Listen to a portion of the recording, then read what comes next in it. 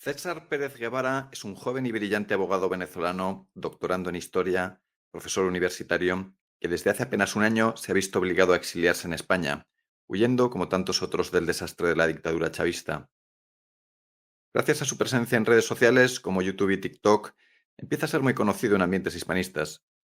Hablamos con él sobre la difícil e inaceptable realidad de Venezuela, de la que nos relata hechos espeluznantes, sobre la narrativa histórica imperante y sobre el que parece que va a ser un tema capital en los próximos meses, el conflicto sobre el Esequibo. El venezolano en el año 2016 o 2017 perdió en promedio per cápita, te diría yo, unos 10 kilos de peso, cuando no hubo gente que sencillamente pues falleció de inanición. Cuando vives en un país en el cual se hacen colas para poder comer de la basura, y la gente usualmente pretendía ir a basuras de restaurantes, de panaderías, de lugares como estos que tenían por lo menos restos de comida, y entonces se hacían grandes colas para poder comer de la basura, y por supuesto, los gandules, los delincuentes, que en Venezuela llamamos malandros, comienzan entonces a equiparar o a acaparar, mejor dicho, las colas de basura, incluso vendiéndolas por suma subrepticia la posibilidad de poder comer de la misma. Te habla del país en el que estás viviendo. Otros señores de la política española que yo veía que decían en Venezuela se hacen esas largas colas frente a los supermercados porque es que la gente tiene mucho dinero para consumir.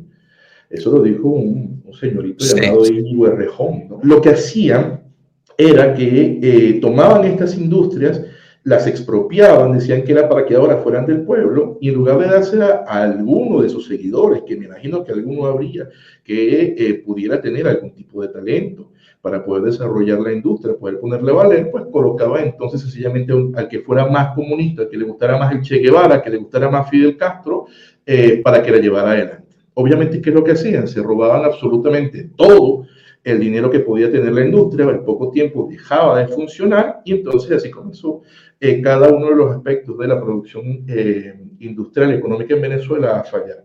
Pero te comento que yo veía que mis alumnos muchas veces iban sin desayunar o iban sin comer, no podían comer o pagaban la universidad, no comían. Los profesores universitarios nos vestíamos con nuestras togas y nuestros birretes e íbamos a las marchas a dar clases a nuestros estudiantes, y lo que conseguimos con eso lamentablemente nada más fue que nuestros alumnos fueran mutilados, fueran asesinados, fueran desaparecidos, y eso me trajo a mí una cantidad de persecución, una cantidad de amenazas, que hizo que sencillamente un día, yo durmiendo con mi esposa en mi apartamento, nos drogaran, y cuando nos despertáramos nosotros para ir a dar clases, nos despertamos una hora y media después y nos habían robado todo del apartamento. Recuerdo cuando me presentaron a finales del año 2018 a un muchacho en una conferencia que nos habían pedido que habláramos de justicia transicional. Presentaron a un muchacho, tenía unas zapatillas, como le dicen aquí en América, unos zapatos deportivos, un pantalón vaquero, como le dicen aquí, un jean, le decimos en América, raído, una camisa, una camiseta, realmente no era mayor cosa, ¿no? Y se veía con muy mal aspecto. Al final de la conferencia me dice, bueno, profesor, de verdad, muchas gracias por la conferencia. Yo soy Juan Guaidó. Ya, bueno, un placer. Para mí, me dicen, él es diputado. Yo, diputado, muy bien. Después me dicen, él ya está acordado que sea el próximo presidente de la Asamblea Nacional. Y yo, existe una hipérbole del planteamiento del buen salvaje, y la leyenda negra está tan naturalizada, pero es tanto, ¿no? La manipulación, que la gente no se cree otra cosa. Y sobre todo, recuerdo que la figura de Bolívar es en Venezuela una figura religiosa, no es una figura política ni histórica, es una figura religiosa. Era normal que cuando pasáramos por la Plaza Bolívar nos hacían persignarnos delante de la estatua del Libertador. Saludamos a todos nuestros espectadores. Hoy tenemos la fortuna de contar con César Pérez Guevara, que seguramente es conocido en muchos ambientes hispanistas, doctor en historia y abogado venezolano, profesor universitario. Bienvenido, César. ¿Cómo estás? Gracias por estar con nosotros. Hola, Pablo. Bueno, un saludo, ¿no? Como yo siempre digo, en estos espacios, dado que nos están viendo en diferentes usos horarios en cualquier momento, pues tengan todos buenos días, buenas tardes y buenas noches. Espero se encuentren bien y un placer estar por aquí. Pues no, es un placer estar contigo y poder charlar del pasado y de la realidad de Venezuela, un tema que a mí especialmente me interesa. Bueno, no es necesario comentar que eres muy activo en redes sociales. Hay muchas conferencias tuyas muy interesantes hablando sobre la historia de Venezuela, el caudillismo, la figura de Simón Bolívar, pero también sobre la realidad política de Venezuela, esa realidad dura. Además, tú has tenido un papel activo, has sido asesor de la Comisión de Justicia y Paz, opositora al chavismo. Bueno, pues quiero preguntarte en primer lugar sobre tu trayectoria personal, los sucesos de tu vida más recientes. Estás viviendo en España desde hace, yo diría que creo que por lo que sé, menos de un año. Y supongo que eso está ligado a ese éxodo masivo de ciudadanos venezolanos que han salido pitando de Venezuela. Yo, rebuscando cifras, pues me he quedado absolutamente alucinado porque tenía en mente la cifra de en torno a 3 millones de venezolanos que habían salido, pero esa debía ser la cifra que leí hace dos años o algo así.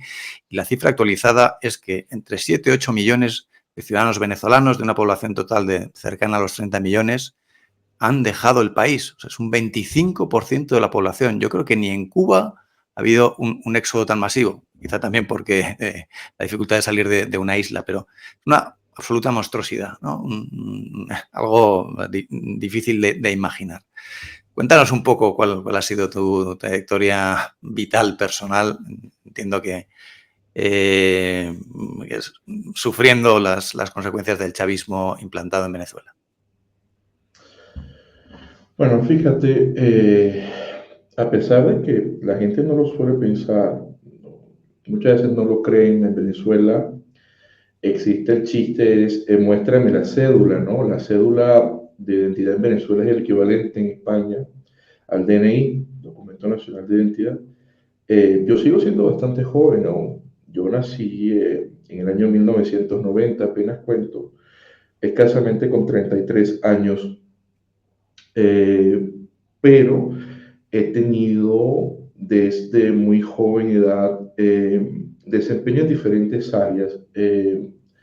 A ver, para ser un poco sucinto en lo que ha sido mi trayecto vital, yo vengo de una familia de muy escasos recursos, de una pobreza importante, en una Venezuela que era un país que tenía todos sus contornos y todas sus complicaciones, pero vaya, ¿no? Que nazca una Venezuela muy diferente a la que el chavismo ha dejado luego de su destrucción total. En el año 1990 está muy lejano lo que ha hecho el chavismo. Siendo muy muchacho, recuerdo yo que alguna cosa habrán visto en mí los profesores y mis padres que a mí nunca por lo menos me dejaron cursar lo que no sé si aquí también se llama jardín de infancia o para los parvulillos. Yo con 5 años ya estaba en primaria, me adelantaron un año luego, y eso es lo que hace que en Venezuela pasaba una cosa que se llamaba las pruebas de aptitud académica para ver quién entraba en la universidad y quién entraba, y yo a los 15 años ya había entrado a la universidad a estudiar una carrera que detestaba, que era contabilidad de costos. Gracias a los consejos de mi padre, siempre sabio, que me dijo que nunca nada de lo que yo aprendiera me iba a hacer esquivo, me iba a estar de sobre. Estudié eso, a los 16 años ya comenzó mi primer día de clase, y curiosamente por esos avatares de la vida, estudiando contabilidad, mención contabilidad de costos, era un técnico superior universitario en administración, nunca lo olvido. Conocí a un gran filósofo español, exiliado en Venezuela, bastante viejo, un gran amigo que falleció hace poco, llamado Aurelio Pérez Pérez. Aurelio me daba clases de lógica, y en la primera clase, después de una respuesta en que yo le había citado a Aristóteles, me preguntó con particular desparpajo: ¿qué haces tú aquí? ¿No? O sea, en modo en el que tienes la cabeza ordenada, en modo de un humanista, no deberías estar aquí. Y él me incentiva a que yo ingrese a estudiar filosofía en la principal universidad de Venezuela, fundada por don Felipe V a inicios del siglo XVIII, la Universidad Central de Venezuela. entro yo con escasos 17 años a estudiar filosofía en la Universidad Central de Venezuela, luego de recibirme como técnico superior universitario en administración, mención contabilidad de costos, que es esta carrera. Tenía yo la opción de poder seguir estudiando filosofía, que lamentablemente no me proporcionaba en lo absoluto un futuro económico provechoso. Ya Venezuela tenía muchos conflictos económicos y ya el sueldo de los profesores era pésimo. Hoy en día es básicamente inexistente, pero en ese momento era pésimo nada más.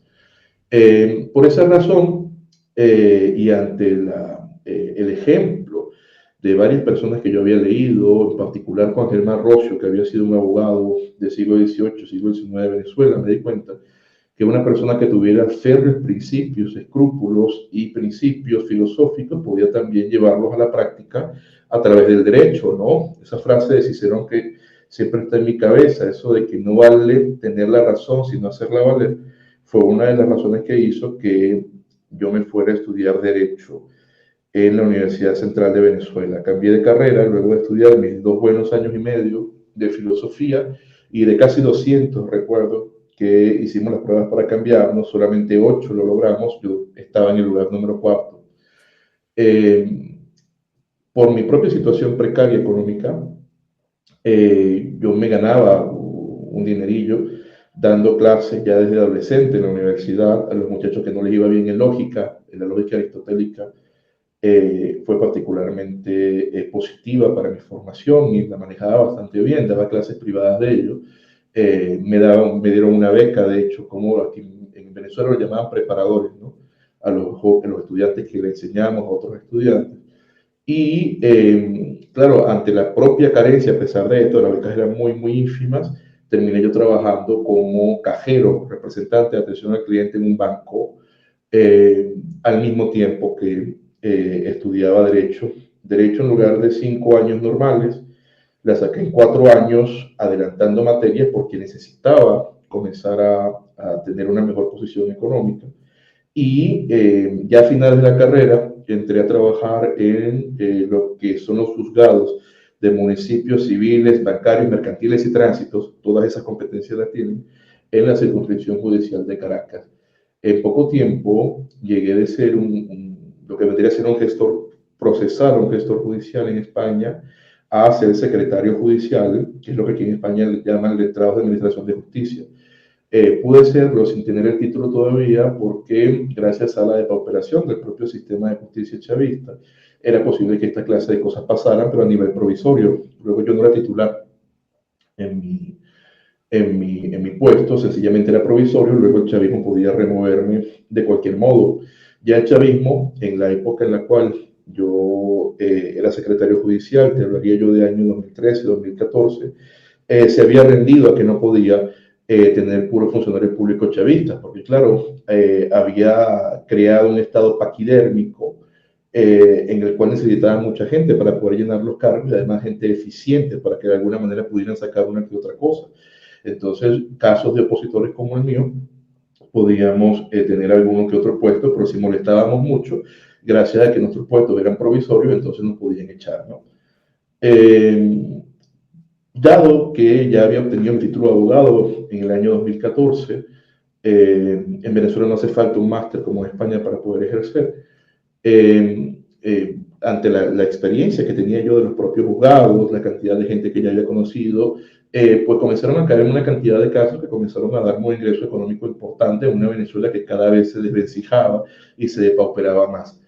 Me especialicé yo en una primera etapa en el ámbito civil económico, pero sobre todo también inmobiliario, ¿no? Había mucha gente que se había ido huyendo de Venezuela, que tenía buen dinero y que lamentablemente tenían que dejar entonces sus locales, sus apartamentos invadidos por los inquilinos, que en virtud de unas leyes de inquilinato, unas leyes de arrendamiento absurdas, pues sencillamente pensaban que podían quedarse allí para toda la vida, y no fueron pocas las veces que yo observé como respuestas judiciales, unos señores que decían que la razón por la cual ellos estaban en esos inmuebles era porque Hugo Chávez, con el espíritu de Simón Bolívar, decían que ellos podían quedarse quitándole sus bienes a los malvados señores capitalistas, ¿no? La clase de Madre cosas que mía. pasaban en Venezuela. Era muy normal, perfectamente normal. Bueno, por esa época Yo trabajo para algunos otros abogados, pero armo mi despacho jurídico, Pérez y Dígoras y Asociados, y a la vez que comienzo a especializarme, dos especializaciones, una en Derecho Procesal y otra en Derecho Procesal Constitucional, una ante la Universidad Central de Venezuela, otra ante la Universidad de Monte Ávila. También comienzo a realizar diferentes estudios de lo que había sido siempre mi pasión cuando yo era chico, que era la historia. Entonces, comienzo a realizar diplomados en investigación histórica, diplomados en historia contemporánea de Venezuela, altos estudios universitarios en historia, hasta llegar al punto en el cual curso todo lo que son estos estudios históricos del más alto nivel, curso toda la maestría en Historia de las Américas, curso todo el doctorado y en la actualidad, tú me has presentado como doctor, aún no lo soy, porque estaba precisamente a punto de presentar yo la tesis como doctor, que es lo único que me falta para ser doctor en Venezuela, doctor en Historia, pero me vi compelido a salir por culpa del chavismo, ¿no? Entonces, en cuanto a profesionalidad, te diría yo, mi currículum es que soy candidato a doctor en historia, tengo varios estudios, en Venezuela lo llaman altos estudios en historia, esto cuando has estudiado todo y te hace falta solamente el título de doctor. Tengo diferentes diplomados en historia, en materia de derecho, tengo una especialización en derecho procesal constitucional, otra en derecho procesal solamente. En materia administrativa, tengo ese técnico superior universitario de contabilidad de costos y tengo esos 2 años y medio de estudios de pregrado en filosofía en particular. Eso en cuanto a formación universitaria, ¿no? ¿Quién me fui dando yo? ¿Cómo me fui dando a conocer? En el año 2017, Pablo, Venezuela, que se ha visto inmersa en esta vorágine espantosa que ha sido el chavismo, en este grupo de resentidos, de maleantes, de depredadores, malhechores, en general gandules, ¿no? Gente de la peor estirpe, que se han apropiado del poder y lo han destruido todo. Las condiciones de vida eran particularmente aterradoras. No te lo cuento de modo teórico, lo viví y cualquier venezolano de bien, o cualquier venezolano razonable te lo podrá decir.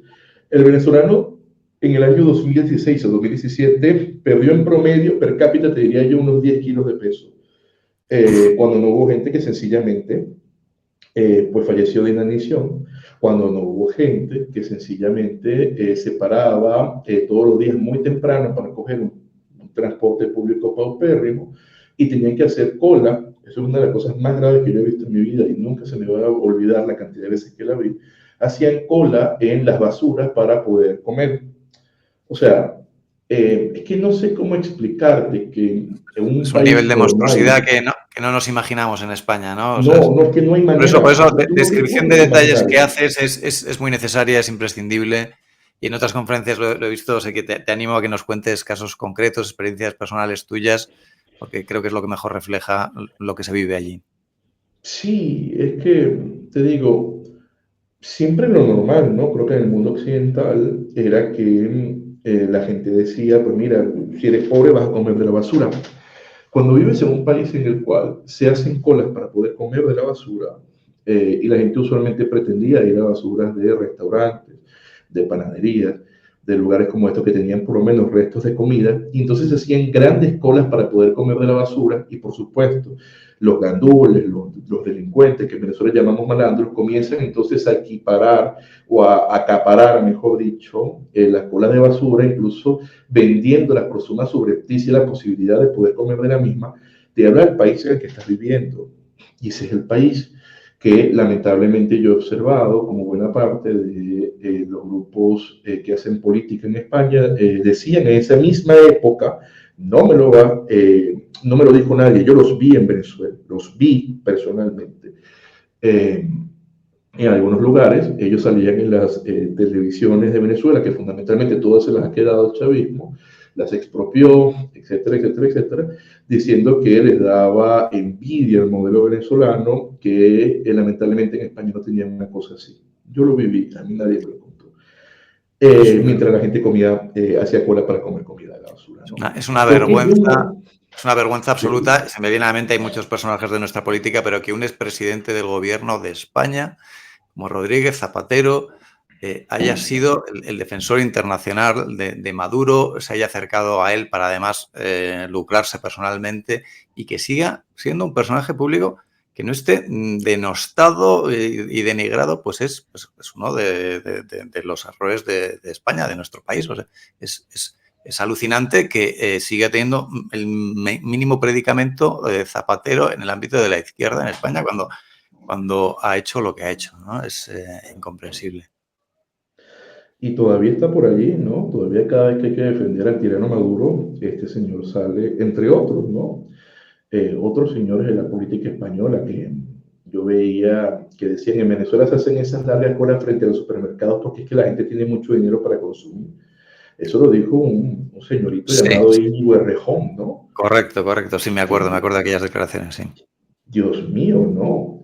Mira, lo que pasaba era que, por supuesto, el chavismo siguiendo la tónica marxista, porque también me vienen a mí con el cuento de que el chavismo no es marxista, que eso no tiene nada que ver con el comunismo, como siempre me dicen que el comunismo nunca se ha implementado, y todos estos cuentos de gente que tiene su corazón por allí, ¿no? Entonces, claro, ¿qué fue lo que hizo el chavismo? La tesis marxista por excelencia. Comenzó en un Estado que tenía unos medios de producción privados, que tenía una industria privada, a pesar de que siempre dependió, y lamentablemente fue el gran cáncer de Venezuela, de un solo producto. Fundamentalmente toda la economía estaba basada en un sistema socialdemócrata en el cual el petróleo permitía que se produjera, como lo llamaban en la época, a las industrias privadas de Venezuela, pero había industria privada, o sea, había iniciativas, solamente que siempre estaba protegido por el Estado, que él le ponía aranceles a los productos extranjeros para que se pudiera desarrollar el país. Son tesis que se realizaron sobre todo con el ámbito cepalista, con el ánimo de la CEPAL en los años 80 por allá. Y era una idea, no que existía.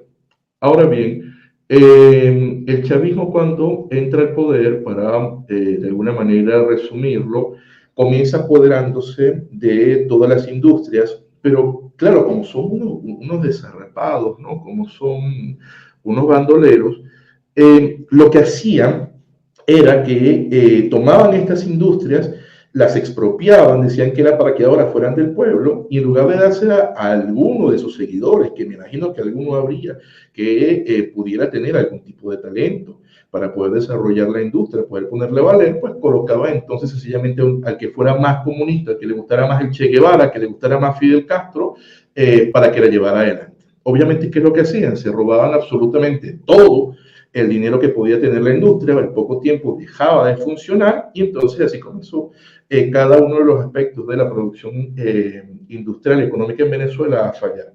Hasta el punto de que hoy en día te encuentras que Venezuela es el país que tiene la mayor reserva petrolera de la humanidad, de todo el mundo. Nadie tiene más petróleo que Venezuela y Venezuela escasamente puede producir unos 600.000 barriles de petróleo por allí porque sencillamente también quebraron la industria petrolera. O sea, Sí, imagínate tú, ¿no? eso es alucinante. Siempre se habla de las riquezas naturales minerales de Venezuela, como dices, las mayores reservas de petróleo del mundo, creo que son 300.000 millones de barriles, superiores a las de Arabia Saudí. Y yo en algún vídeo del canal pues hemos hecho nos referíamos a la comparación entre los dos países, porque Arabia Saudí también tiene una población similar, en torno a 80 millones de habitantes. Arabia Saudí tiene a día de hoy una renta per cápita similar a la de España. Venezuela me parece que está en torno a los 3.500 dólares, vamos, aproximadamente la décima parte, ¿no? Y Arabia Saudí, con unas reservas similares, creo que está produciendo en torno a 20 millones de barriles diarios de petróleo, y Venezuela esos 600, 700 mil que tú mencionas, ¿no? Si Entonces, acaso. y que era una producción menguante, ¿no? Desde hace años PDVSA, ¿no? La empresa estatal de petróleos ha ido decayendo a peor. Hace años, creo que sí que eran bueno, hace 15 años, No, sí, y me lo parece que sí peor eran. te digo, Pablo, lo peor que te digo es que, como siempre está la excusa diciendo, no, que es un bloqueo yanqui, que es un bloqueo de esto y lo otro, pues tú me vas a disculpar. Cualquiera que pueda conocer a los yanquis y a los anglosajones sabrán que no solamente es que no son unos santos, son lo contrario, ¿no? Pero esto no es culpa de ellos precisamente, esto es culpa de que estos señores, uno observa en YouTube los videos Cuando comienza Hugo Chávez a implementar su nefasta política, la gente comienza a levantarse en su contra, ¿no? Y entonces el señor, en un video que está en YouTube, libremente ustedes lo pueden buscar, un día sale con un pito, no sé si en España también será lo mismo, un pito, o sea, pitando, ¿no? Así Sí, como los guardias civiles cuando te dicen que te pares a, sí, sí. a un lado.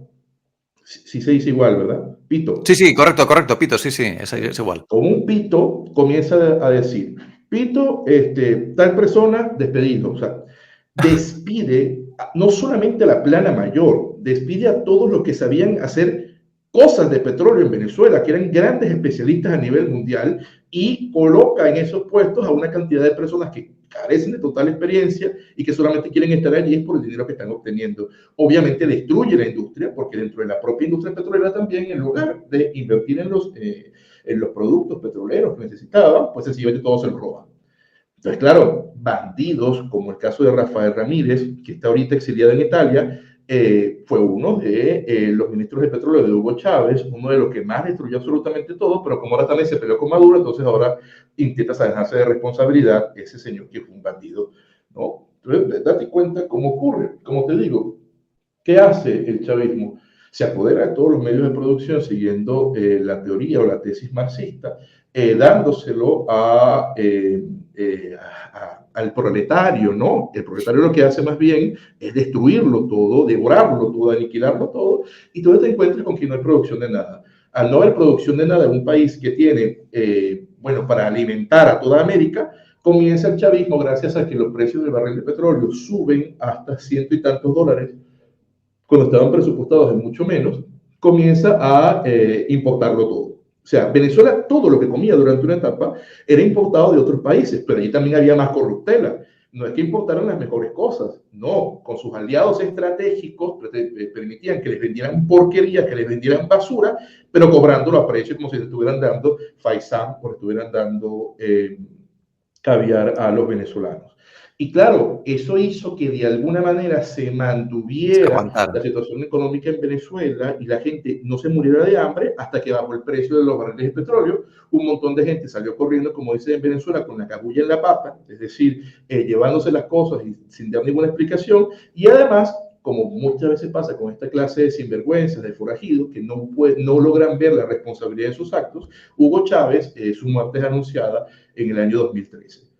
Claro, esa es la situación que lleva a aquella gente comiendo en poco tiempo basura de la calle, haciendo colas para comer basura en la calle.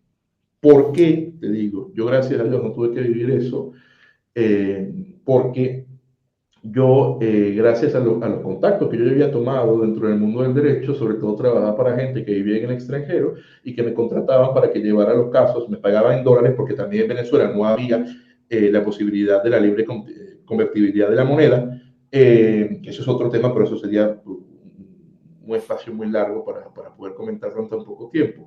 Y uno tenía que cobrar en dólares y que nadie se diera cuenta porque si no uno lo metían entonces preso como un delincuente porque uno sencillamente quería cobrar su trabajo por lo que valía, ¿no?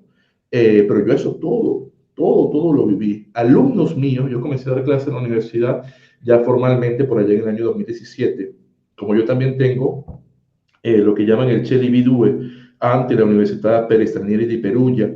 El Cheli Bidue es como el TOEFL en inglés, es el Sí. certificado porque te dice que hablas italiano, ¿no?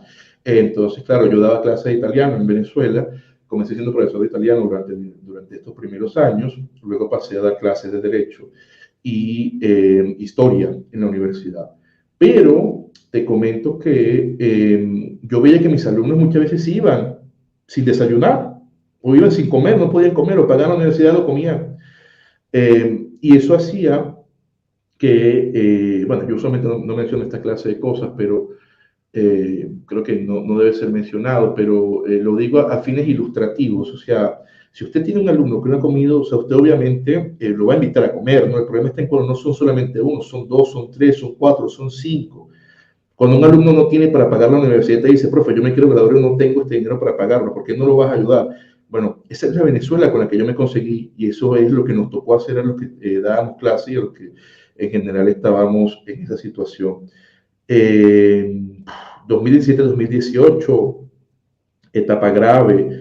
en Venezuela, marchas, fuimos de los que en plenas guarimbas, como se llaman a las protestas que se hicieron en contra de Maduro, Sí. íbamos hasta allá y dábamos charlas, conferencias acerca de la libertad, acerca de los grandes valores del mundo, frente a la tiranía, mientras nos lanzaban bombas lacrimógenas y etcétera. Por esa época, los profesores universitarios nos vestíamos con nuestras togas y nuestros birretes e íbamos a las marchas a dar clases a nuestros estudiantes, y lo que conseguimos con eso lamentablemente nada más fue que nuestros alumnos fueran mutilados, fueran asesinados, fueran desaparecidos, y ya, Eso lo las has vivido tú. consecuencias. ¿Tú has conocido personas que han sido Sí, heridas, sí, desaparecidas?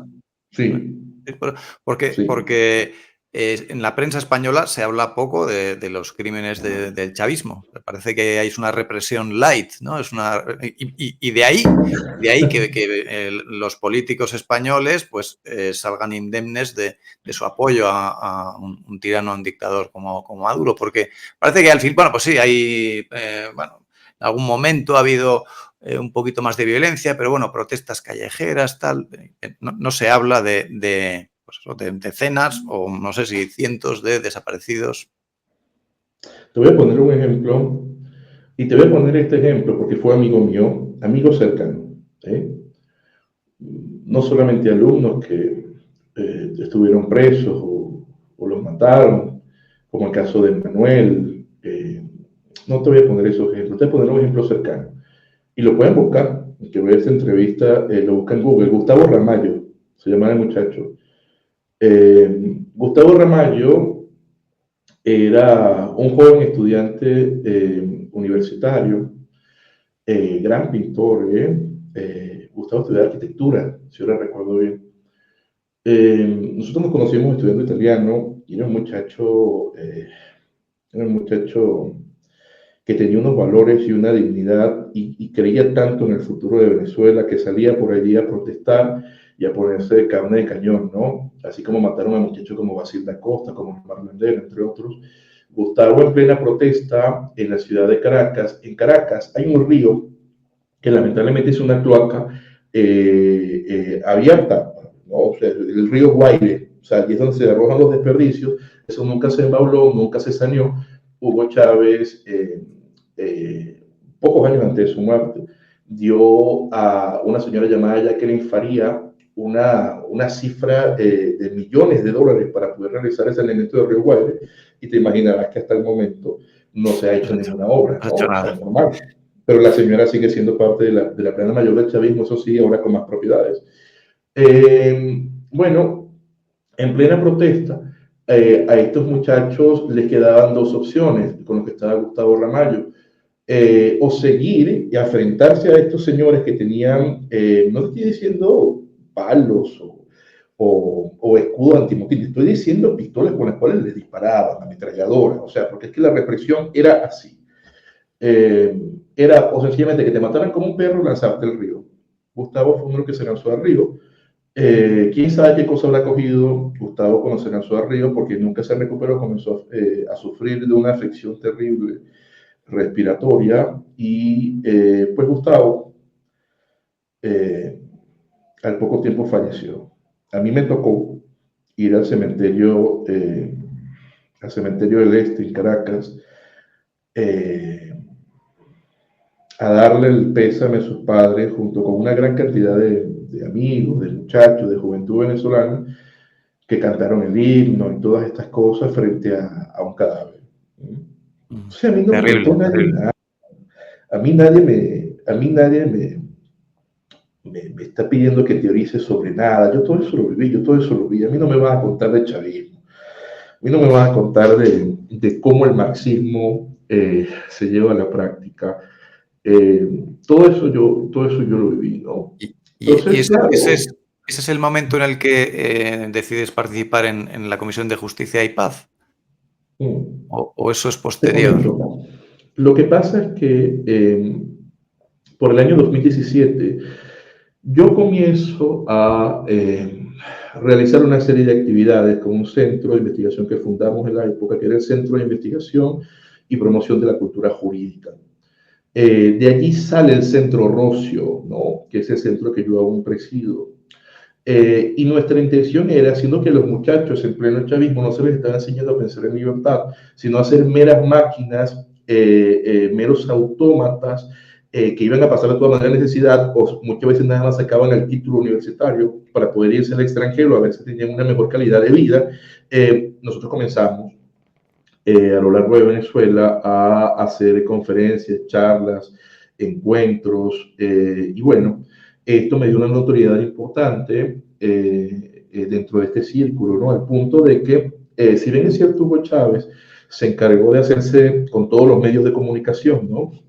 Intentando desmoronar lo que llaman los marxistas la superestructura ideológica desde la perspectiva de la comunicación, diciendo ellos quienes decían lo que era la verdad. También, como siempre, tenían una especie como de canal soterrado, ¿no? Un canal que es Globovisión, que era un canal muy opositor al chavismo. El chavismo obligó a sus dueños a que se lo vendieran a un testaferro de uno de los principales chavistas.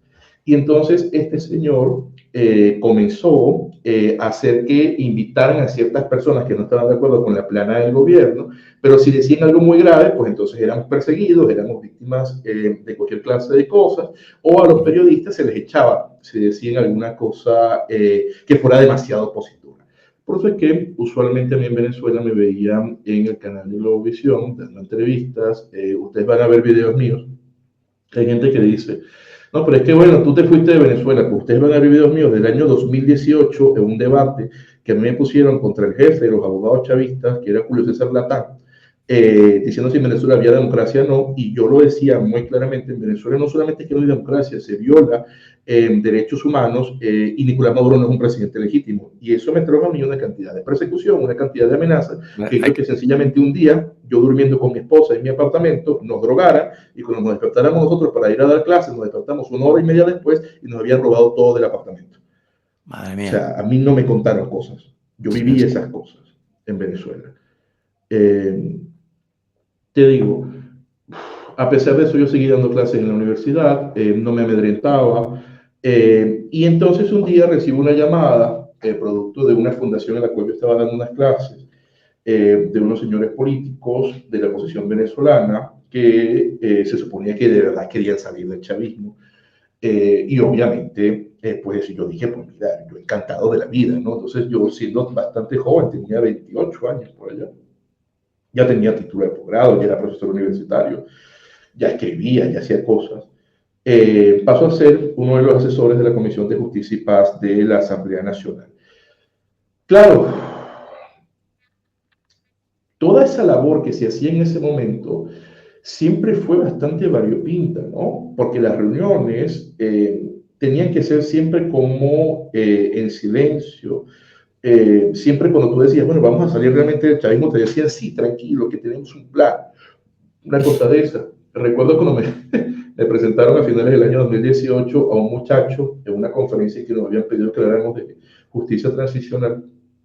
Presentaron a un muchacho, tenía unas zapatillas, como le dicen aquí en América, unos zapatos deportivos, un pantalón vaquero, como le dicen aquí, un jean, le decimos en América, raído, una camisa, una camiseta, realmente no era mayor cosa, ¿no? Y se veía con muy mal aspecto. Al final de la conferencia me dice, bueno, profesor, de verdad, muchas gracias por la conferencia. Yo soy Juan Guaidó. Ya, bueno, un placer. Para mí, me dicen, él es diputado. Yo, diputado, muy bien. Después me dicen, él ya está acordado que sea el próximo presidente de la Asamblea Nacional. Y yo, sinceramente, el anterior presidente, Omar Barbosa, me parecía a mí tan más de lo mismo, que yo estaba bastante decepcionado de lo que era la política opositora. O sea, era nada más hacerle el favor al régimen. En el año 2019, Juan Guaidó, asesorado por grandes abogados venezolanos, yo te digo, yo no estaba allí, o sea, te digo, yo no me doy méritos que no tengo. En el caso de José Ignacio Hernández, José Ignacio es un abogado brillantísimo venezolano.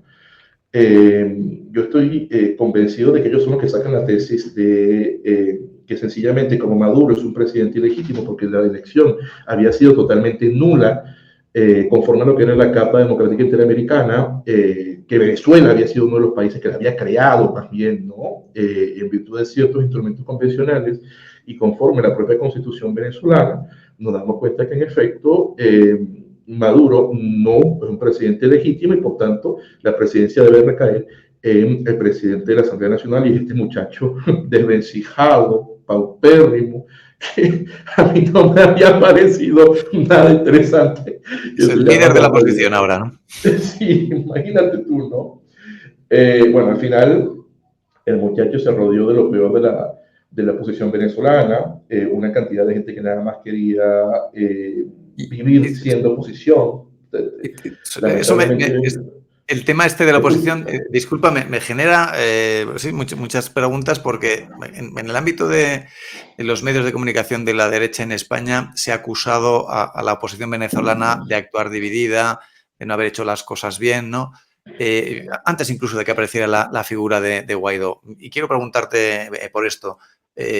Si lo hubiera hecho bien la oposición venezolana, ¿habría sido posible expulsar al chavismo o realmente no era posible? Aunque se hubieran hecho las cosas bien. Te voy a ser lo más franco posible al respecto. La oposición venezolana durante una etapa, si bien es cierto, actuó atomizada, ya en la etapa de Guaidó se habían unido. El problema está en que unirte trae consecuencias. Tú te unes y no solamente están contigo las personas que realmente quieren realizar un cambio, también están los que quieren que la situación se mantenga o se prorrogue para poder seguir viviendo de la situación, y están los que no quieren ningún tipo de cambio, nada más quieren más bien boicotear el movimiento, y están los corruptos de siempre que lo que quieren nada más es robarse un dinero. Claro, Guaidó, totalmente inexperto, además ideológicamente pobre, políticamente neófito. Yo tuve la posibilidad de ver una entrevista que le hicieron a Guaidó. Yo estaba en la presentación de un libro en el piso 8, si ahora bien recuerdo, del edificio de la Asamblea Nacional Administrativa en Venezuela, que está en la esquina de Pajaritos de Caracas, y Guaidó estaba en el piso 7 o en el piso 6. Le estaban haciendo una entrevista a la cual yo pude tener acceso, y el muchacho no tenía idea ni siquiera de qué era socialismo, de qué era socialdemocracia, de qué era liberalismo, y era, o sea, el periodista, que también es bastante joven, que le estaba haciendo estas preguntas. Guaidó le decía que yo leía algún paper, pero es que era toda una demagogia barata, absurda, de un hombre que no tiene en absoluto calidad de líder y nada más es un paripé que pusieron a John Monigote, ¿no? Y yo ya tenía de verdad pero bastante poca fe de que eso fuera a ir a ninguna parte, lamentablemente. Sin embargo, claro, era lo que teníamos, ¿no? Frente al chavismo. Entonces, de verdad, unidad, bueno, la unidad, te digo, en estos casos, o sea, unidad con maleantes, unidad con corruptos, unidad con vagabundos que realmente no quieren un cambio, a Venezuela no les funcionó, y sobre todo por esto. El chavismo es un sistema político. No voy a utilizar en lo absoluto categorías politológicas, no me estoy refiriendo a eso, porque entonces alguno me va a decir, pero es que, profesor, ¿cómo usted va a decir esto? No. O sea, no voy a utilizar clasificaciones como las que tanto se usan en esta época en los círculos que he estado, sobre todo las clasificaciones de Gustavo Bueno, que son clasificaciones excelentes, pero quiero solamente traer características para que la gente más o menos entienda cómo es. O sea, el chavismo es un movimiento parasitario que se mete dentro del organismo, ¿no? Que en este caso viene a ser el Estado, se apodera de todo él, pervirtiéndolo. O sea, el chavismo crea chavistas involuntarios, yo siempre lo he dicho, o sea, hay un montón de gente que es chavista y no lo sabe. O sea, hay un montón de gente que se comporta, piensa, tiene las expectativas de un chavista, porque eso fue lo que le inculcaron durante todo este tiempo. Por propaganda. Entiendo que son buenos, claro, manejando la propaganda, ¿no? Te lo dicen todos los días, o sea, todos los días te van criando, te van formando, siendo lo que eres. Entonces el chavismo es bueno en momentos de crisis, o sea, ese es un movimiento, es lo peor de la izquierda rancia latinoamericana, de esta izquierda que querían ser como los bolcheviques, que querían ser como los de la Revolución Cubana y terminaron siendo unos señores, bueno, mira, nostálgicos, etcétera, que sus vidas no sirvieron para nada hasta que llegó el chavismo y se pudieron robar un dinero. Entonces, claro, ellos sirven no para construir y han dado muestra de que son totalmente incapaces de administrar un Estado. Ellos Sí, solamente sirven es para poder resistir, para el bloque, para la lucha, para mantenerse allí. Son capaces de... sí, en eso son bueno, habilidosos, está claro, ¿no? Vamos. sé que se te va a venir a la cabeza seguramente algunos políticos en España, pero ellos son capaces de prometerte lo que sea con tal de permanecer en el poder. Lo que sea. Sí. Y cuando comienza el gran movimiento en contra del chavismo encabezado por Juan Guaidó, y con el paso del tiempo existe un apoyo, porque si hacemos caso a lo que decía John Bolton en su libro, que creo que son sus memorias, entonces, sé que es un libro que escribió John Bolton ya después de ser asesor de Donald Trump. Trump sí está proponiéndole a Guaidó entrar en Venezuela. Claro, te imaginarás tú cómo entran los Estados Unidos en los países, ¿no? O sea, eso se suele romantizar, pero a mí me aterraba también la propia perspectiva de que entrara, pero por otra parte era que siguiera el chavismo allí. O sea, era Bueno, un momento complicado. entre Guatemala y Guatepeor, que se dice aquí en España, ¿no? O Sí, sea, sí, o sea, vamos, es que sigan estos bandidos, estos gandules, o que de pronto entren esto, para arrasar llevando democracia, para expoliar, o sea, porque lo harían por interés, o sea, claro, por interés, por mero interés, ¿no? Y de hecho Trump lo había dicho, para cobrárselo con el petróleo venezolano.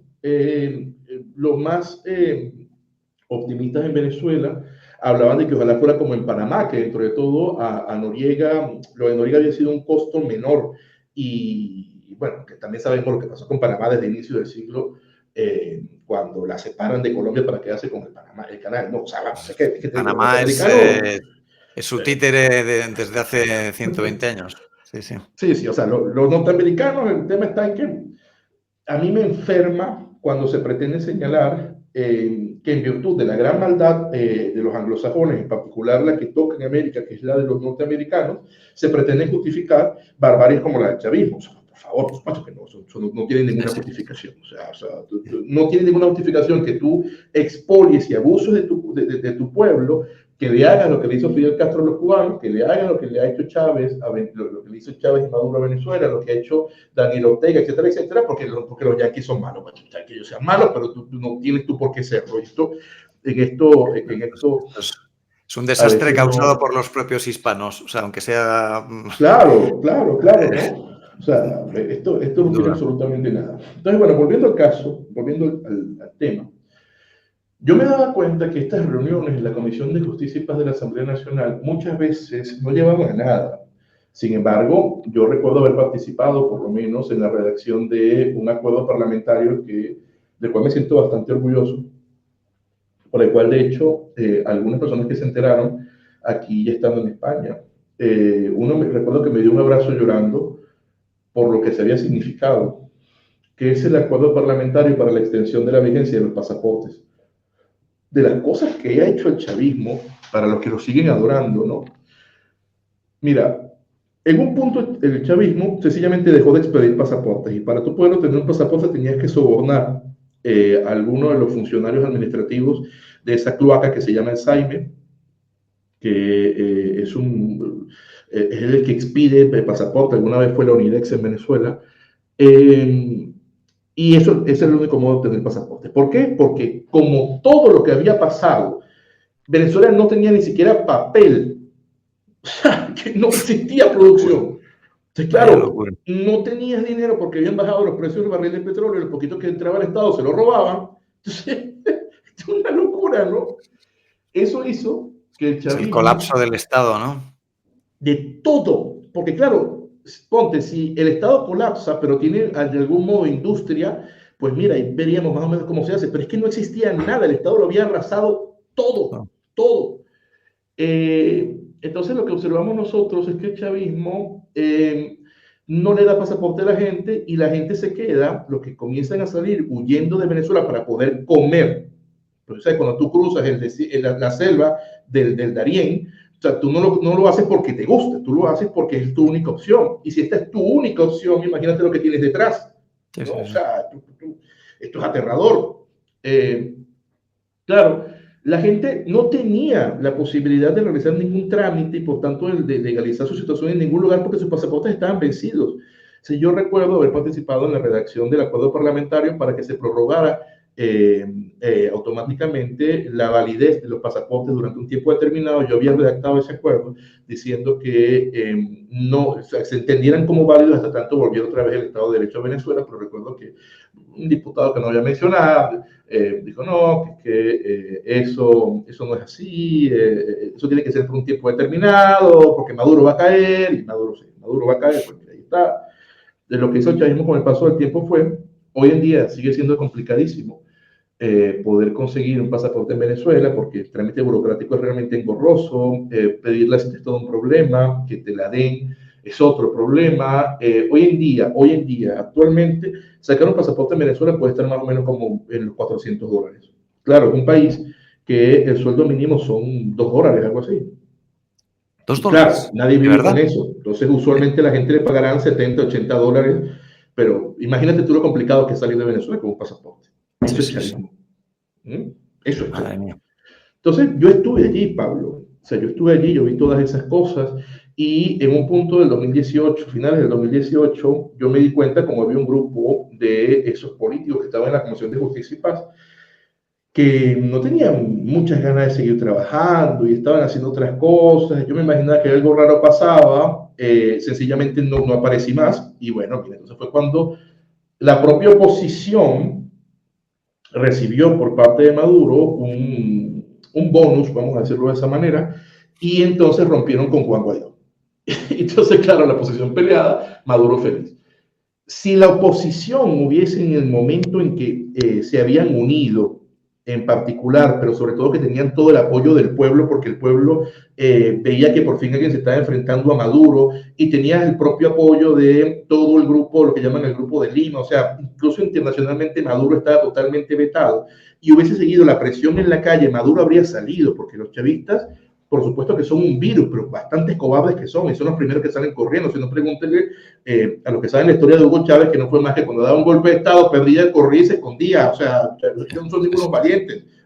Eso no lo tienen tampoco como virtud, ¿no? Pero entonces lo que se hizo fue, los chavistas le prometieron de todo.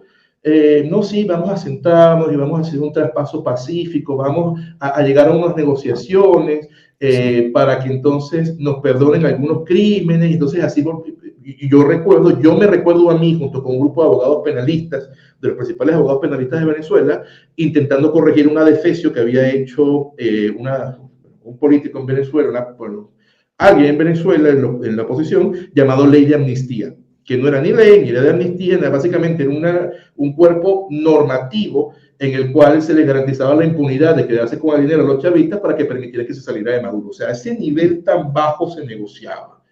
Y entonces estos políticos de oposición le dijeron a la gente que saliera de las calles, que ellos iban a negociar políticamente la salida de Maduro, y hasta el día de hoy Maduro está allí, y terminaron saliendo fueron ellos, y todos los que asesorábamos a esas comisiones, todos incluso los que fueron elegidos como diputados, etcétera, que no como diputados, como magistrados del Tribunal Supremo, que nunca pudieron llegar a ejercer porque sencillamente el chavismo no dejó, todos los que realmente estábamos en contra del chavismo, pues o nos pasaron cosas terribles o tuvimos que terminar saliendo de Venezuela. O sea, que consiguió dividir en la oposición, compró a algunos, durmió el partido y... Bueno, pero bueno, parecen jugadas bastante obvias, ¿no? O sea, que realmente... Sí.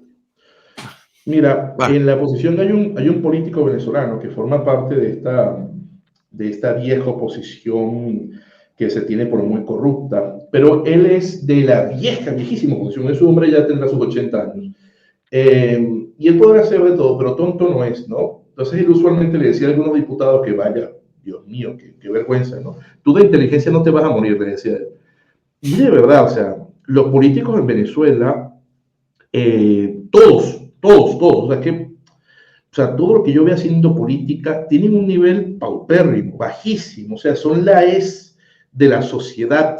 Actualmente, yo no soy amigo de María Corina Machado, no soy amigo porque no somos amigos, o sea, no se da la posibilidad de que seamos amigos.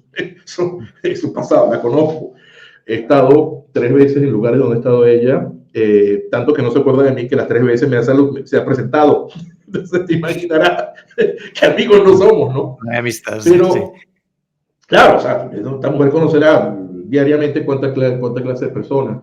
Pero yo de María Corina Machado en la actualidad te digo que es la única político que yo he visto en Venezuela, primero que se le ha puesto de frente al chavismo, la única. O sea, la única que yo he visto que realmente se le ha puesto de frente al chavismo fue la única que le dijo a Chávez que expropiar era robar, conforme a la tesis. Ella es de un planteamiento, bueno, entiendo un planteamiento liberal, pero una especie de liberal conservador, que en Venezuela es raro que eso se dé. En Venezuela no han existido movimientos al respecto. En Venezuela usualmente la política siempre ha sido de izquierda. Casi parte de toda la historia de Venezuela ha sido una política de izquierda. Pero el caso de María Corina es que ella es la única que ha dicho que ella va a ir hasta el final. Y es que hay que ir hasta el final. Sí, sí, O sí, sea, sí. para poder explicarte y con esto cerrar esta parte de la intervención de un modo redondo. Mira, el chavismo es un cáncer terminal. O sea, el chavismo no es un dolor de cabeza.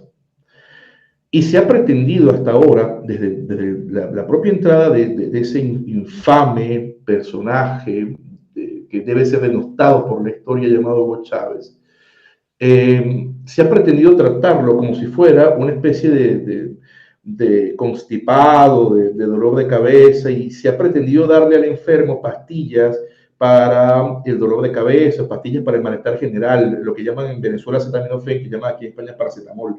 Y tú no puedes curar el cáncer con eso. O sea, lamentablemente, el único modo es, como es muy agresivo y es un tumor gigantesco, pues te tiene que abrir, extirparlo y colocarle radioterapia y quimioterapia. Y claro, el paciente va a sufrir profundamente, ¿no? Pero como estamos hablando de un país, a mí me gusta recordar lo que decía el político egipcio Nerro, por allá a mediados del siglo XX, que él decía que los países pueden morir, pero como no comparten exactamente el mismo ciclo biológico que las personas, pues también pueden volver otra vez a nacer, ¿no? Pueden volver otra vez a revivir. Y en este caso, lamentablemente, Venezuela está muerta. Y yo se lo digo a todo el mundo, Venezuela murió, o sea, el chavismo mató a Venezuela.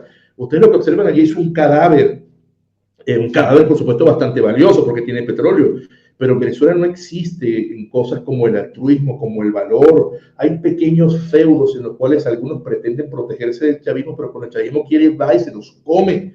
O sea, usted por tuitear una cosa en las redes sociales, usted lo meten preso en Venezuela si tiene mala suerte. Pues claro, hay tanta gente tuiteando que bueno, a lo que cogen los meten presos, ¿no? A usted en Venezuela, por sencillamente una señora diciendo un chiste en una red social acerca de uno de estos gandules del chavismo, pues mira, mala suerte que alguno de los amigos lo vio y a la señora la metieron presa y la señora salió el día siguiente disculpándose públicamente y diciendo, a mí no me están obligando a hacer esto.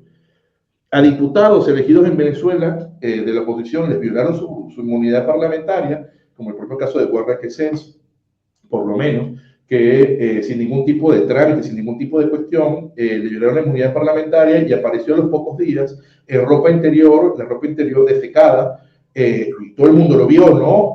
Dando una declaración como para que no le hiciera más daño. O sea, eso es el chavismo. El chavismo no es algo suavecito.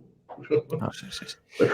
Oye, pues nada, muchísimas gracias por esta explicación detallada que yo creo que es necesaria y como miembros de la comunidad hispana nos preocupa enormemente la situación de Venezuela y creo que el granito de arena que podemos aportar es a que realmente se conozca y se difunda. Y bueno, hablando de la comunidad hispana y sabiendo que tú eres doctorado en historia y también un poco, imaginamos que el enfoque del chavismo hacia chavismo bolivariano, pues el enfoque, la narrativa histórica que venden es la contraria a España. Y por eso quería preguntarte tú, ¿cuándo despertaste al hispanismo? ¿Cómo fue tu proceso? Has dicho que siempre te había interesado la historia. Pero supongo que al principio la historia que leías pues sería desde el sesgo anti-español o con una imagen negativa de España y la historia, ¿no? Esta pregunta es genial. Porque te digo que lo que yo voy a decir seguramente a muchos le va a sonar conocido. A ver, en Venezuela y al igual que en muchos países de Hispanoamérica, pero estamos hablando particularmente en el caso de Venezuela, ¿no? Existe una hipérbole del planteamiento del buen salvaje y la leyenda negra está tan naturalizada, pero es tan, es tanto, ¿no? La manipulación que la gente no se cree otra cosa. El cuento oficial es el siguiente. Ante la llegada de los españoles, pero del malvado hombre blanco, porque también hay bastante racismo, pero en contra del hombre blanco, existían una serie de tribus indígenas que se encontraban viviendo felices, el En clima era Arcadia. maravilloso, vivían desnudos,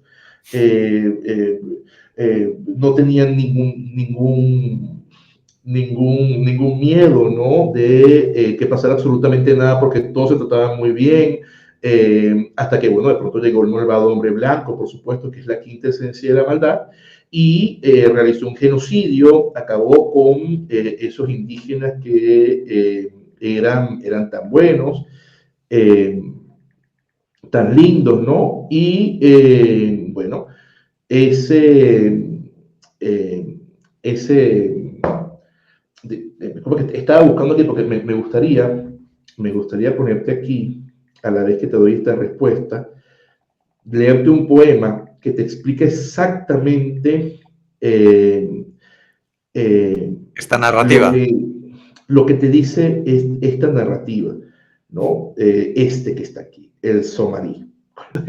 Hay un poema de un chavista connotado que siempre fue así, siempre fue izquierdoso, pero nunca le había prestado mayor atención hasta que llegó el chavismo y bueno, él comenzó a publicar sus cosas con el chavismo.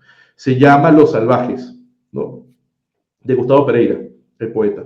Dice así: los pemones en la gran sabana llaman al rocío chiriqué yetacú, que significa saliva de las estrellas, a las lágrimas enú parupué, que quiere decir guarapo de los ojos, y al corazón yeguán en apué, semilla del vientre. Los guaraos del delta del Orinoco dicen mejo coji, el sol del pecho, para nombrar al alma. Para decir amigo, dicen ma jocaraiza, mi otro corazón. Y para decir olvidar, dicen emoniquitane, que quiere decir perdonar. Los muy tontos no saben lo que dicen. Para decir tierra, dicen madre. Para decir madre, dicen ternura. Para decir ternura, dicen entrega. Tienen tal confusión de sentimientos que con razón las buenas gentes que somos les llamamos salvajes. Así. O sea, el tipo está escribiendo esto en español, ¿no? Sí, sí, sí. Es la Pero contradicción claro, constante. ¿no? Está apelando a la sensibilidad y a la sentimentalidad, sacando palabras que quién sabe de verdad significarán eso, para hablar de los indígenas como que ellos son los buenos y nosotros somos los malos, ¿no? Que lo llamamos salvajes. Claro, no habla de los caribes que poblaban vastas tierras, extensiones de tierra de Venezuela y eran antropófagos, comían gente, Sí, sí, sí. muchas veces en plenas batallas se los comenzaban a comer para darle más miedo a aquellos con los que se encontraban, y muchas veces cuando terminaban las batallas, a los que apresaban, los engordaban y se los comían, en una especie como de fiestas orgiásticas, ¿no? En las cuales se emborrachaban con una piña que ellos fermentaban, y entonces, claro, bailaban, se emborrachaban y comían gente. No lo dice, ¿no? Eso no queda muy Eso poético, se oculta, eso ¿no? no Eso forma parte no, de la Arcadia feliz. En fin. eso no forma parte de lo poético, ¿no? Pero está bien. Eso es lo que te vende. Y te imaginarás que yo, siendo muy pequeño, me veo con todo esto. Y sobre todo, recuerdo que la figura de Bolívar es en Venezuela una figura religiosa. No es una figura política ni histórica, es una figura religiosa. Era normal que cuando pasáramos por la Plaza Bolívar nos hacían persignarnos delante de la estatua del Libertador. Ah, sí, hasta ese Decía extremo. Libertador, persígnate. Sí, claro, sí, te persignabas. Vale. Delante de la estatua del Libertador. Si estás el Libertador, tienes que persignarte.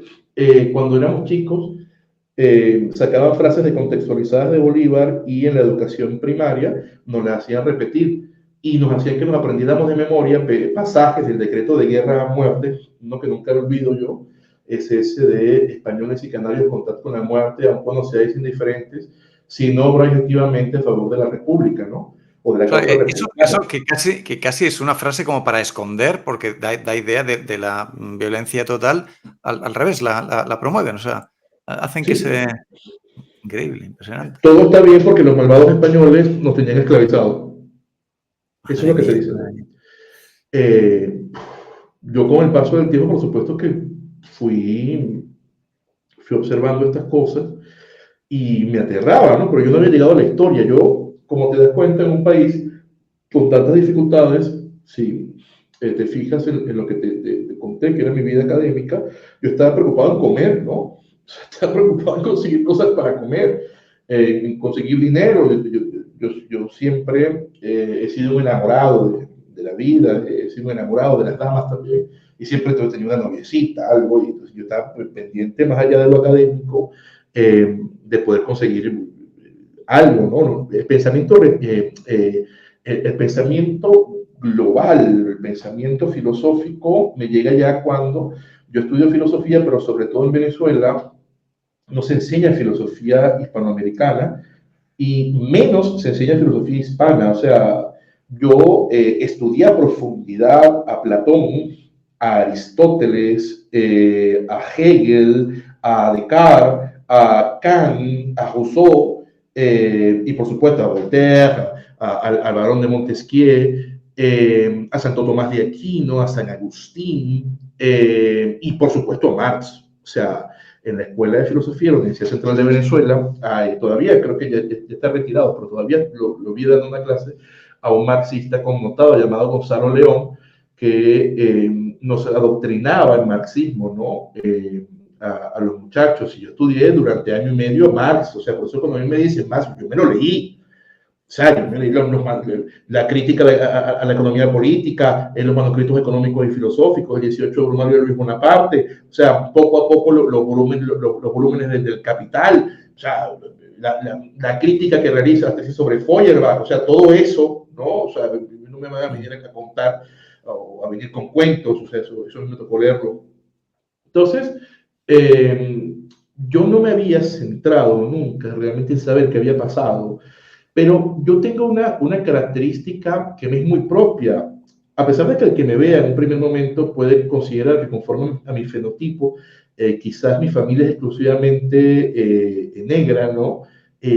Al contrario, mi padre tiene exactamente mi mismo color de tez de piel, pero mi madre, que en paz descanse, era una mujer muy blanca, de ojos muy verdes y pelo castaño claro. O sea, mi madre era precisamente descendiente de unos españoles que habían llegado a Venezuela huyendo de la Guerra Civil Española. Sí, o sea, Entonces, sí, sí, claro, españoles del siglo XX, ¿no?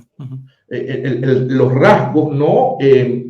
Muchas veces no te denotan lo que eres, pero yo siempre lo supe. Yo tenía a mi madre que era muy blanca, yo tenía los ojos verdes escandalosamente hermosos, y mi padre es mi color, entonces yo no entendía por qué el hombre blanco era malo. O sea, es que mi madre era mala, pues no lo sé, eso no lo entendía, eso era un problema que yo tenía dentro, ¿no?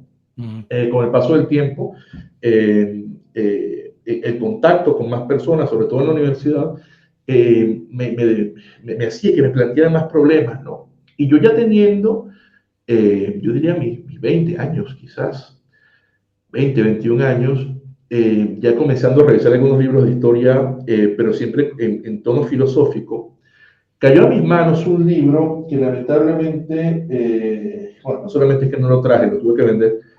Ahora que recuerdo, para poder salir de Venezuela, yo tuve que vender buena parte de mi biblioteca, libros únicos. O sea, es una primera edición de un libro que se llama El régimen español en Venezuela, de Caracciolo Parra Pérez, que si ahora bien recuerdo era del año 1931. Cuando yo leí ese libro, a mí me impactó el hecho de observar los datos de las batallas. O sea, cuando yo comencé a leer y me daba cuenta que no era que llegaban, como me habían pintado a mí siendo un muchacho, 10.000 españoles en contra de pobres 500 indígenas que estaban allí desguarnecidos.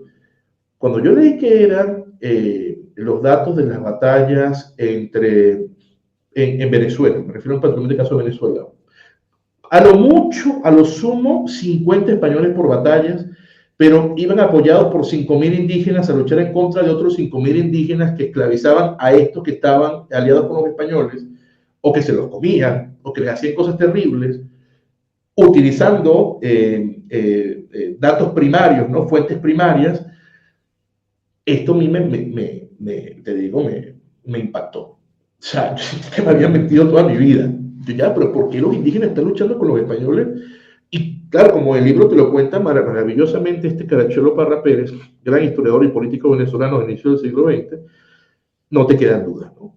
Entonces, ya eso estaba allí, y cuando yo comienzo a profundizar en mis estudios en historia, hago de estas investigaciones, mis planteamientos siempre de los trabajos, de las tesis, y comienzo a investigar asiduamente en lo que se llama en Caracas el Archivo General de la Nación, sitio al cual siempre voy a decirlo con un profundo despecho. A mí me terminaron negando la entrada por órdenes políticas del chavismo. O sea, un sitio público donde van investigadores. Por las cosas que yo estaba publicando, sencillamente en un punto, el último año de mi estancia en Venezuela, me negaron el acceso, siempre con una excusa. El director del archivo de esa parte, de los libros de la Real Audiencia de Caracas, que al final me fue sincero, me dijo: profesor, usted sabe que no lo van a dejar pasar. No lo van a dejar pasar. Y bueno, eso es una de las cosas más tristes que me han pasado en la vida. Cuando yo comencé a revisar los libros de la Real Audiencia de Caracas, o sea, fue tanta mi sorpresa dándome cuenta que no solo es que no era verdad eso de que los españoles estaban abusando de los pobres indígenas y de los pobres negros y también de los mantuanos, que era la oligarquía criolla, ¿no? Sino que es que en esa época todos éramos españoles, a todos se nos concebía como españoles, y que más bien cuando la élite criolla, que es la que va a llevar adelante los procesos de separación y secesión, la independencia, como le dicen, comienzan con estos procesos, es porque ya vienen bastante enfurecidos con su majestad, con diferentes reyes, porque cuando ellos hacían algo en contra de lo que ellos llamaban el vulgo, la gente de oscuro origen, tú podías apelar ante la Real Audiencia de Caracas, y la Real Audiencia de Caracas le daba la razón a estas gentes de oscuro origen en contra de la élite criolla. O sea, yo llegué a observar dictámenes de la Real Audiencia de Caracas, del fiscal, y también decisiones de la propia Real Audiencia, en la cual se ordenaba que al negro no le podían dar esa cantidad de latigazos, no le podían hacer eso, que a esta señora le tenían que dejar utilizar su mantilla para poder arrodillarse en el piso, que no podían menospreciar a esta persona por considerarlo un blanco de segundo origen. O sea, y muchas veces iban hasta la figura del rey a través del Consejo General de Indias, y yo vi documentos firmados por Fernando VI, documentos firmados por Carlos III, diciéndole a los oligarcas criollos: señores, no pueden hacer esto, yo el rey mando que lo respeten, o que respeten a todo este pueblo. Yo lo vi, y es así. Impresionante. Sí, sí. Como entonces, yo en esa época, mi tesis de especialista en Derecho Procesal Constitucional es una tesis de historia jurídica. Escribo este libro, que es la tesis Vanidad, Locura y Entusiasmo, 3 casos de Juan Germán Rocio, en el cual yo explico aquí exactamente cómo Juan Germán Rocio, que era profundamente hispano, Juan Germán Rocio era profundamente devoto a la monarquía, ¿no?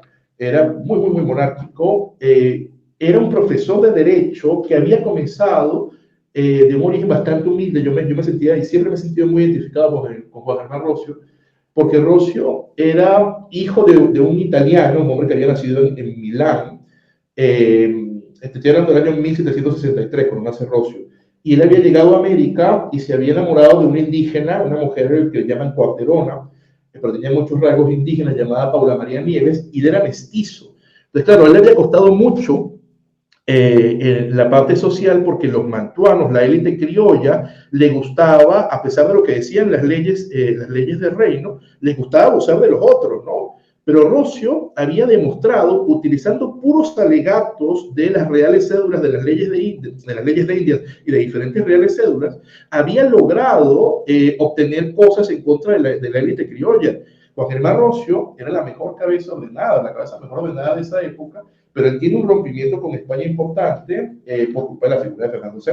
O sea, Juan Germán Rocio termina siendo un un republicano, nunca anglófilo. De hecho, el debate por la independencia de Venezuela, ya cuando Venezuela se declaró independiente, Rossi había sido el que había dicho, mira, pues vamos a hacer caso siempre que somos españoles, no somos franceses, era uno de los que lo había dicho.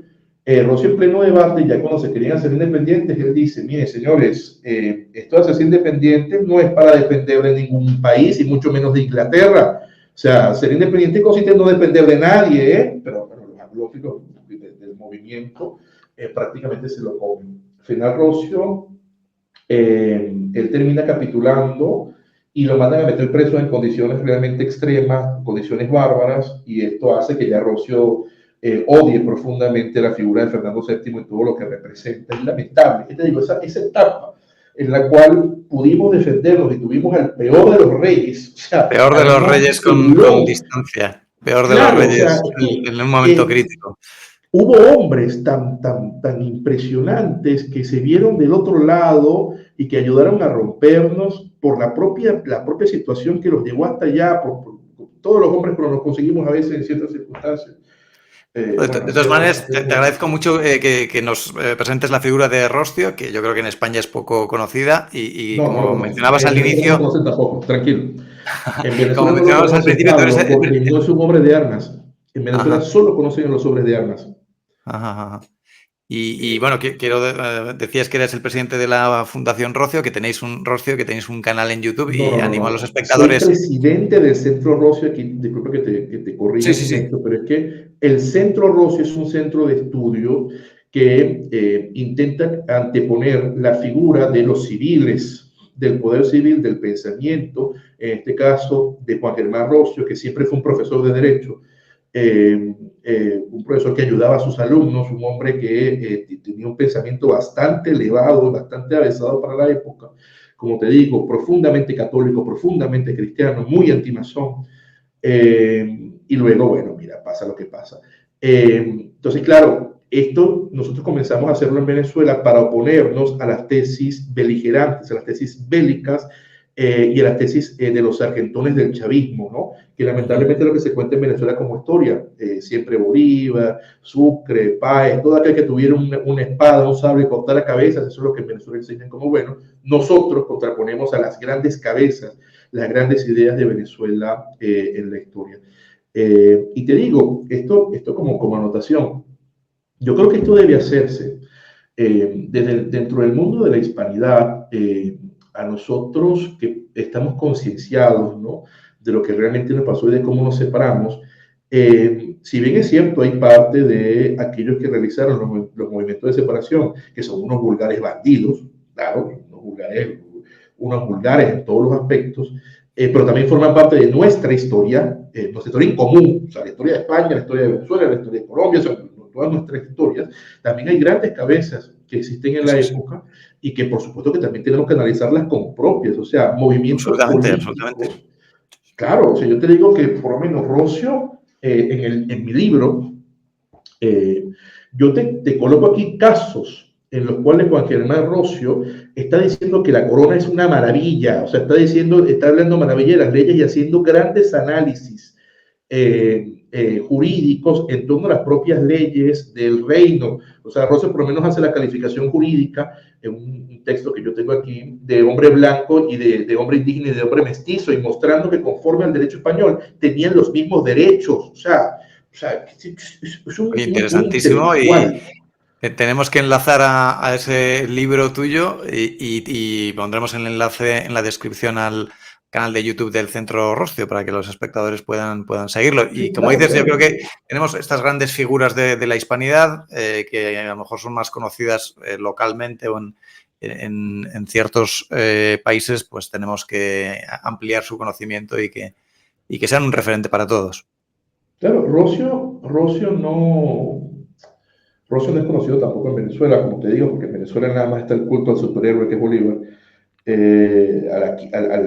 al dios, ¿no?, que es Bolívar, pero esta clase de cosas hay que colocar. De hecho, el libro está escrito en son, está escrito en un tono para adentrarse en la psiquis del venezolano. Es un libro escrito para Venezuela, como te digo, por parte de mi tesis de especialista, que sería un máster en Derecho Constitucional.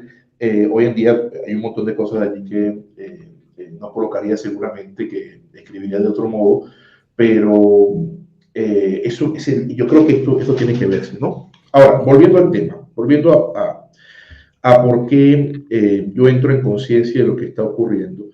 Este Bolívar, esta figura, ¿no? Este semidios que venden constantemente, yo veo que hace aguas por todas partes.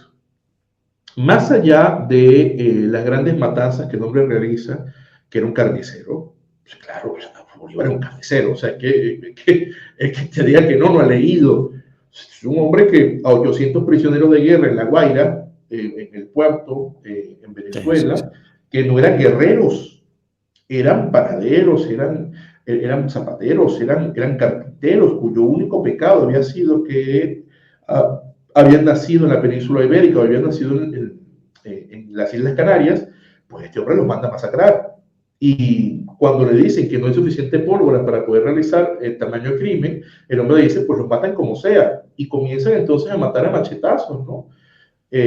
A estos prisioneros, o sea, los machetes son unos cuchillos largos y algunos apuñaladas. Cuentan, esto lo trae el profesor Manuel Hernández, creo que es en su libro Los Canarios en la Historia de Venezuela. Es uno de los libros, o son los 8 monstruos de Monteverde. Uno de estos libros de Manuel Hernández, que es un historiador canario impresionante. Yo soy de los que cree que Venezuela es una de las Islas Canarias, o sea nosotros hablamos igual. Y de hecho la mayoría de la población que vino a Venezuela, que fue a Venezuela, fueron canarios. Cuentan como a los señores que eran viejitos y no podían andar por sí mismos, los llevaban en unas literas para que los acuchillaran y los mataran, porque es una barbaridad, ¿no? Eso fue una de las cosas que a mí más me afectó, como la Navidad de Pasto, la masacre que hace Bolívar allá. O sea, un señor que claramente era un carnicero espantoso. Pero además de eso, una cosa que yo decía estudiando el doctorado, en el año 2019 hicimos un congreso entre la Universidad del Externado de Colombia y la Universidad Católica Andrés Bello, en la cual yo estaba haciendo el doctorado. O sea, si bien es cierto, mis primeros estudios yo los realicé en la Universidad Central de Venezuela. Yo tengo un posgrado por la Universidad Monte Ávila en Caracas, que es el Derecho Procesal Constitucional, y tengo el doctorado en la Universidad Católica Andrés Bello, que es una universidad de jesuitas de Venezuela. Bueno, realizamos ese simposio por los 200 años de la fundación de la República de la Gran Colombia, que es el nombre errado que se le ha dado para separar a lo que hoy en día es Colombia del proyecto que existió en su momento liderado por Bolívar. Y yo se lo decía a un profesor, que de hecho es uno de los principales historiadores de Venezuela, Tomás Estraca. Tomás, lo que Bolívar está haciendo no es algo original. O sea, dice, no es que Bolívar quería unir Colombia, lo que hoy en día es Colombia, Panamá, Venezuela y Ecuador, un hombre con una mentalidad. Ese hombre lo único que hizo fue otra vez volver a reunir el virreinato de la Nueva Granada de Felipe V. O sea, que no inventó nada. Nada. Sí, absolutamente, sí. O sea, ¿qué te digo? O sea, ¿dónde está la originalidad? Pues nada, o sea, era el virreinato de la Nueva Granada, pero republicano. Ahora, ¿qué pasa, no? Ya don Carlos III, ese gran rey de la Casa de Borbón, me perdonarás tú, Pablo, no quiero ser irrespetuoso, porque a pesar de que la hispanidad nos une, somos pueblos hispanos, pues tú eres nacional de España, ¿no? Pero yo te digo, de los Borbones, uno de los pocos buenos, ¿eh? O sea... Más bien que es el único, ¿no? Yo sí también tengo un juicio muy negativo sobre los Borbones. Y los últimos son absolutamente nefastos. Es que es difícil decir lo contrario. Cuidado que a mí Fernando VI... Los últimos del siglo XVIII que estaba pensando. Yo te digo, uno de los pocos reyes en la historia de España, de los Borbones, que a mí me agrada. Fernando VI me agrada mucho, creo que manda muy poco tiempo, pero él hace cosas interesantes. O sea, por lo menos la rehabilitación de la Armada, que vamos, desde la época de Felipe V estaba extenuada y destruida, y en virtud del pacto de la alianza de familia o el pacto de sangre, que hacía que España tuviera que correr detrás de Francia para cualquier conflicto que se Es que ya ese es un planteamiento absolutamente erróneo en sí mismo, ¿no? Y es todo la consecuencia... Bueno, Fernando VI saca a España de ese pacto, puede rearmar la armada. O sea, Fernando VI es un rey muy interesante. A mí me parece interesantísimo. No es el mejor, ¿no? Un rey también que tiene muchas taras.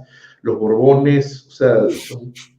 Bueno, no hablemos de eso, porque no se puede estamos hablando de... No, pero te quiero preguntar, y hasta ahora... Te quiero preguntar si habías un poco concluido con la respuesta a esta pregunta. Te quería preguntar también sobre un suceso referente a un Borbón, un suceso un poco chusco que ha sido hasta utilizado de forma graciosa en memes y tal. Que no sé hasta qué punto tú, como eres tan joven, pues cómo lo viviste. Y es aquel encontronazo en una cumbre iberoamericana entre Juan Carlos I, nuestro rey emérito, y el propio Hugo Chávez, que aquí en España, pues, bueno, pues realmente fue un suceso muy notorio, pero me gustaría saber cómo se vivió aquello en Venezuela, si lo recuerdas. Bueno, para cerrar la pregunta anterior, te digo que yo despierto a la hispanidad y al hispanismo por esto, por darme cuenta de la masacre que se hizo de un bando, por darme cuenta que la prosperidad que había existido durante la etapa de la Venezuela hispana, la Venezuela provinciana, ¿no? Eh, había sido todo un desastre en la etapa republicana, y sobre todo por darme cuenta de quiénes somos, ¿no? O sea, creo que era Unamuno el que decía que el fascismo se cura leyendo y el racismo viajando. O sea, yo te digo, o sea, cuando yo tengo contacto con otras partes de Hispanoamérica y cuando tengo contacto con España, yo digo, estos son mis hermanos, que somos iguales, tenemos diferencias, pero es que hasta los hermanos tienen diferencias, pero es que claro, somos nosotros, o sea, somos nosotros. O sea, en cambio que los anglosajones, los galos, los nórdicos, no por menos hablar de los orientales, ¿no? Me refiero al caso de los asiáticos, pues poco tenemos en común. Entonces, todas estas cosas a mí me llevan a eso. Sin embargo, en Venezuela, yo te digo, yo en Venezuela no me corté muchas veces de decir ciertas cosas políticas, pero lo hacía sabiendo lo que me podía pasar. Me pasaron cosas, pero gracias a Dios estoy vivo. Pero en cuanto a la política de enseñar realmente lo que estaba ocurriendo, o lo que había ocurrido históricamente, yo siempre he intentado de alguna manera llevar poco a poco al intelecto de aquel que ha sido toda la vida educado en la leyenda negra hasta mostrarle la verdad final, ¿no? O sea, yo, más que una política de choque, yo siempre he manejado una política un poco más liviana, un poco más gradual, y ha tenido mucho éxito. O sea, yo he conocido y he tenido, bueno, tengo alumnos, tengo discípulos que han partido desde un bolivarianismo total hasta sencillamente pasar a ser hispanistas, ¿no? Porque, bueno, poco a poco he ido enseñando. Entonces tú vas a conseguir que yo en esa etapa, si bien es cierto, ya era hispanista, ya tú vas a ver las conferencias, los discursos que yo daba en Venezuela, ¿no? Y la cantidad de críticas y amenazas, sobre todo por las cosas que decía de Bolívar, siempre fui muy poco a poco. Y yo creo que hay casos en los cuales hay gente muy válida que hay que traer hasta el mundo hispano, del cual somos, del cual ya estamos, ¿no? Para quitarle esas ideas anglófilas de la cabeza y esa coyuntura o esa connotación geopolítica tan errada que tienen en la cabeza. Pero bueno, es mi opinión, no es mi pensamiento. La comparto plenamente. Hay que ser eficaces y si, digamos, una estrategia más gradual pues consigue acercar a más gente, pues oye, o A mí me ha funcionado, te digo, en mis alumnos me ha funcionado, o sea, a mí me ha funcionado eso mucho más que yo respeto profundamente todo, pero si tú de pronto ves un muchacho que dice, bueno, pero a mí me parece que Simón Bolívar fue tal cosa, tú le dices, mira, pero pasó esto, lo otro. Ahora, si tú le dices, ve que Bolívar fue un genocida y todos los que lo siguen son unos genocidas, mira, pues estoy seguro que o se cogen a trompadas genera más rechazo, sí, genera más claro, rechazo. yo por lo menos te digo, yo nunca he tenido esta mentalidad, bueno, quién la tiene, pero yo Y a pesar de eso, la cantidad de insultos que me llueven. Pero bueno, gente tonta en todas partes, ¿no? O sea, el que insulta es porque no tiene razones, ¿no? Para nada. Pero volviendo a lo que me preguntabas, la pregunta del Borbón, ¿no? De cuando el impetrérrito Juan Carlos I de Borbón, que quizás estaba ¿Por qué no te callas, aprovechando de famoso? echar una, a lo mejor estaba echando una siesta Juan Carlos y se le interrumpió Hugo Chávez, que como todo gandul, aquí en España lo llaman gañanes, ¿no? O sea, Chávez era el propio gañán, se vestía mal y era buller, era escandaloso, y se ponía a molestar. Entonces Chávez estaba afanado en ese momento en decirle a Aznar que era un fascista. ¿Por qué? Porque Chávez quería decirle fascista a Aznar. Bueno, a pesar de que Chávez y Aznar tuvieron un trato, o sea, tuvieron comunicación entre ellos.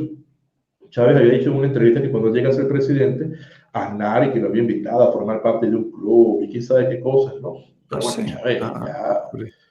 Chávez era el delfín de Fidel Castro, entonces, quién sabe. En fin, Chávez está allí diciendo fascista, fascista, fascista, fascista, y Juan Carlos quizás sale de su largo letargo de la siesta que quizás quería tomar, ¿no? Y le dice, ¿por qué no te callas? Porque realmente Chávez estaba insufrible. O sea, Chávez era naturalmente insufrible. Pero ese día estaba muy, muy fastidioso. Yo no sé cómo se habrá vivido aquí en España, pero en Venezuela celebramos las palabras del Borbón a tal punto que Juan Carlos hubiese llegado a una Venezuela libre en ese momento y habría sido condecorado por las más altas órdenes en Venezuela. Porque claro, Chávez era despreciado por la población venezolana. O sea, Chávez lo que sencillamente tenía era las Fuerzas Armadas en una mano, tenía el poder electoral, que era un poder que se inventó, bueno, que se inventó de un invento de Bolívar, en la otra, y tenía el Tribunal Supremo al frente. O sea, Chávez tenía todos los poderes. Entonces, por supuesto que él hacía manifestaciones en las cuales a los empleados públicos, que como te he explicado, el Estado las hace con todas las industrias y con todo, pues tenía un carácter paquidérmico. Y a los empleados públicos los obligaban a ir a marchar y les pasaban lista. Y si no iban, los echaban. Entonces, claro, tuve las manifestaciones de Chávez repletas de gente, claro, obligadas a ir, ¿no? También había un grupo de gente que, por supuesto, lo idolatraba. Pero tú sabes que incluso cuando en plena Segunda Guerra Mundial los rusos están en Berlín, había gente que todavía amaba a Hitler. Entonces, mira, gente que ama a gente mala, siempre va a haber, aquí como dicen en España, hay gente para todo. Lo que te digo, Juan Carlos de Borbón fue muy apreciado en Venezuela en ese momento. Queridísimo. Porque claro, en Venezuela nos habría encantado poder decirle a Chávez que se callara la boca, pero lamentablemente era un régimen tiránico disfrazado. Un régimen tiránico que hace elecciones. Cuba también hace elecciones. ¿Y el régimen utilizó ese momento para ir contra España, para hacer propaganda contra España o contra la monarquía? Ya Chávez hacía propaganda contra España con la leyenda negra. O sea, Chávez, si tú te pones si tú te fijas en el fenotipo de Hugo Chávez, Chávez es lo que se llamaría un sambo. Chávez tenía sangre negra y tenía sangre indígena. Entonces, él se valía diciendo que él era el color del pueblo, y para él el color del pueblo era ser mestizo, ser negrito. O sea, esa era la manera de Chávez de ser color del pueblo, ¿no? Entonces, claro, la leyenda negra le funcionaba porque si los españoles eran los malos y esos eran los blancos, y la posición venezolana en ese momento eran blancos, él, que si era del pueblo, él que si era un verdadero heredero de Bolívar, a pesar de que Bolívar era blanco, pero eso no lo decía, al punto que se inventaron con Bolívar Sambo. Bueno, entonces Chávez siempre hizo propaganda en contra de España, en contra de la leyenda negra, y España siempre era lo peor para Hugo Chávez. O sea, eso ya existía. Entonces te digo, el Borbón, no sé cómo habrá sido aquí en España, pero cuando dijo eso, mira, todos lo queríamos muchísimo. Bueno, una cosa. Sí, en España también fue, o sea, en tono de humor, pero bueno, sí. La mayoría de la gente tiene esta imagen de pesado de Hugo Chávez, me refiero, más allá de valoraciones políticas y bueno, fue yo creo percibido como algo más bien gracioso. No te pierdas la segunda parte de esta entrevista en la que César Pérez Guevara nos explica todos los detalles sobre el conflicto del Esequibo.